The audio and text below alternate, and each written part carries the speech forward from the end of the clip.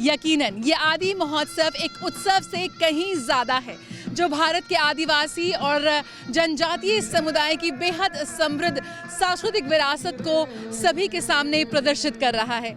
आइए इसी कड़ी में रुख करते हैं साहित्य जगत का और देखते हैं कि बीते हफ्ते कला और सांस्कृतिक जगत में क्या खास आयोजन रहे।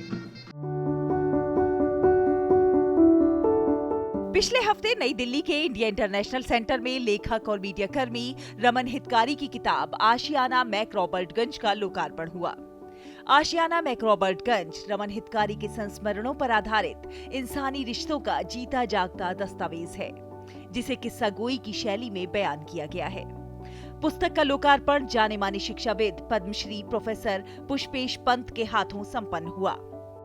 तो मुझे लगता है कि जब हम किसी छोटे शहर से दिल्ली आने की बात करते हैं, तो क्या इलाहाबाद छोटा शहर था?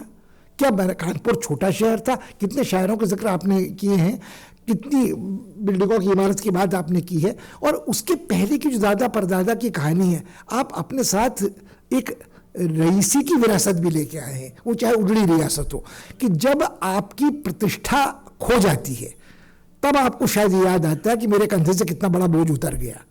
तो जब आपको कुछ खोने का डर नहीं होता है और पाने का लालच नहीं होता है, तो शहर आपके लिए छोटा या बड़ा नहीं होता।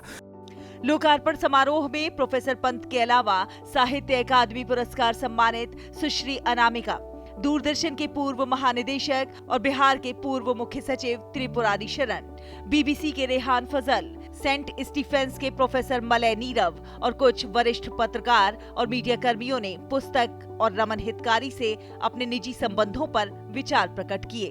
तो इस किताब में सिर्फ हमारे घर की कहानी नहीं है, हमारे दोस्तों की कहानी है। हमारी मुसाफत में जो 5 शहर आए हैं उनसे जो जुड़ाव हुआ है। दूरदर्शन बहुत इम्पोर्टेंट है इस किताब में, तमाम लोग हैं इसमें, और जितने हमें ऐसा लगता है कि एक ये 100 साल का एक दस्तावेज़ है एक मिडिल क्लास फैमिली का, उसके बनने का, उसके संवरने का, उसके बिखरने का, फिर उसके बनने का। इस अवसर पर बड़ी संख्या में पत्रकार, मीडिया कर्मी, शिक्षाविद और वरिष्ठ ब्यूरोक्रेट्स उपस्थित थे। पुस्तक को अनामिका पब्लिशर्स एंड डिस्ट्रीब्यूटर्स नई दिल्ली ने प्रकाशित किया है। रंग तरंग के लिए शहला निगार की रिपोर्ट, डीडी न्यूज।